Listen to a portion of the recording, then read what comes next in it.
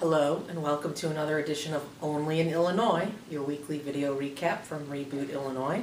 I'm Madeline Dubeck here with Matt Dietrich, and this week we thought we would turn over much of the program to an event we attended today that was the annual luncheon of the Metropolitan Planning Council, which is an 80-year-old organization focused on improving our community's infrastructure, housing, flooding and water issues, state and local finances, transportation initiatives, and so they had each of the candidates for governor separately at their annual luncheon today to talk about all of those issues and answer some questions, and then the candidates took questions from the media afterward.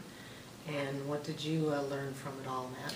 Well, I learned that even though the candidates were answering a half dozen questions that had been carefully formulated by the MPC with help from host Craig Dellamore, no matter what the question is, each candidate manages to bring it somehow back around to one of their main campaign themes.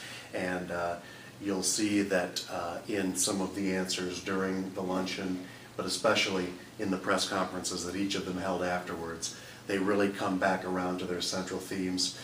For Rauner, it is that Illinois government is full of cronyism, and that Pat Quinn lacks the leadership, and that he's going to revive business and fully fund schools and cut taxes all at once. But he's not going to discuss Tell us how. specifics. For Pat Quinn, it is that he's in touch with the people. Bruce Rauner is not. Bruce Rauner has 9 homes. Pat Quinn has 1 home. No matter what the issue is, you'll see it circles back around to those for both of these candidates. All right, so have a watch and we'll see you on the flip side. But one of the things we've got to do is make sure we bring in deep expertise, leaders in their fields in our state government. This is one of the ways our current administration has failed so badly, and we have for years. We've allowed patronage, cronyism, corruption to run so much of our staffing decisions and our leadership positions in our government departments. And that has massive costs. That's not only just the salary of an unneeded person. That is a lack of problem solving, that's a lack of leadership, that's a lack of innovative ideas, and it's an effective tax. It's a cost, it's a burden on the families of Illinois to have patronage, cronyism, and corruption. Infrastructure is dependent upon leadership and innovative ideas, and we've seen today Governor Quinn, massive problems of patronage hiring inside the Department of Transportation. A new ad out today by Governor Quinn says that once again charges you with wanting to roll back, cut the minimum wage. Are you in favor of cutting the minimum wage back to the federal level, or are you not? Okay, I am not in favor of cutting it back. Here's what we've outlined our plan in detail, and I'll emphasize it. I support raising Illinois' minimum wage, phasing that in over time, if it's combined with pro-small business reforms so businesses can afford to pay a higher minimum wage and Illinois is more competitive. If we raise Illinois' minimum wage, phase it in over time, combine it with tort reform and workers' comp reform and a tax reduction, do those 3 things as an overhaul of our business climate, I would support raising Illinois' minimum wage. The 2 biggest reforms I think we can do to help improve the quality of government is term limits of 8 years maximum in any elected office and redistricting reform, so our voters are picking our politicians rather than politicians picking their voters. If we do those 2 things, we're going to really bring, I think, better government to wage. I'm running against somebody who has got caught red-handed saying we should cut the minimum wage in Illinois. That's just plain wrong. We need to raise the minimum wage, and for some billionaire who has all this income, $53 million in just 1 year, to say that we should have more consumption taxes on ordinary people and lighten the load on investment income of billionaires, that's not the right way to go for our state, and that won't pay the bills. Governor, your opponent said at that rostrum a little while ago that he's not planning to cut the minimum wage. He'd actually sign a minimum wage increase if he could get 3 business things, tort reform, workers' comp reform, and some tax changes. What do you think of that? There's only one candidate for governor who favors raising the minimum wage without condition. It's the right thing to do.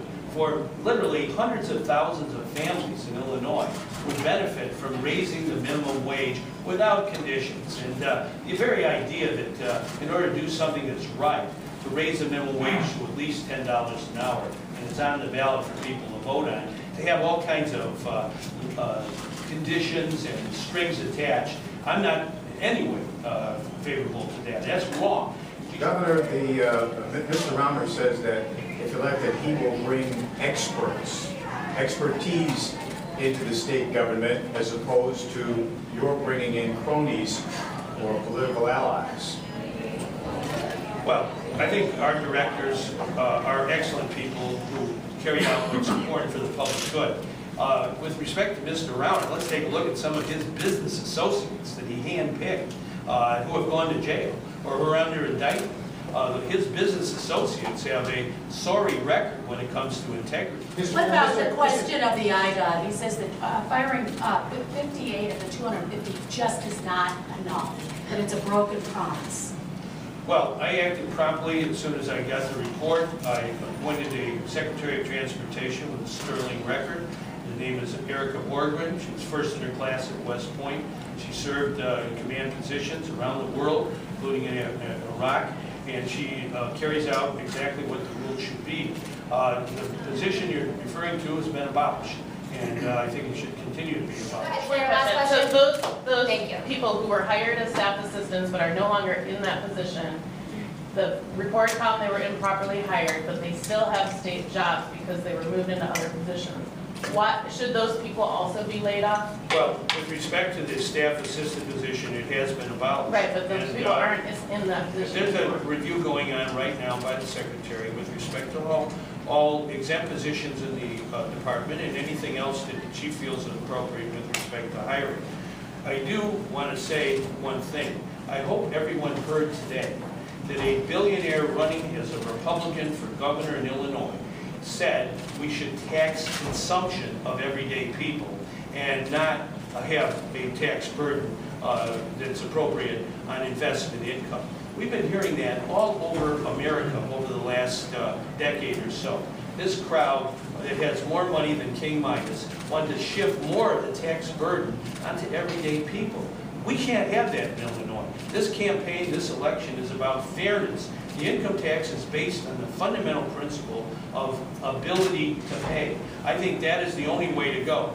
A billionaire running for governor as a Republican doesn't want to pay a higher rate than somebody who makes the minimum wage in Illinois. And indeed has been caught red-handed advocating a cut in the minimum wage in our state. And now he's advocating today consumption taxes on minimum wage workers and everyday people. That is a fundamental economic issue. We are not going to let anyone forget in Illinois. Governor, are you okay with just two? That's it for this week's edition. We'll see you on the next edition of Only in Illinois. Thanks for watching.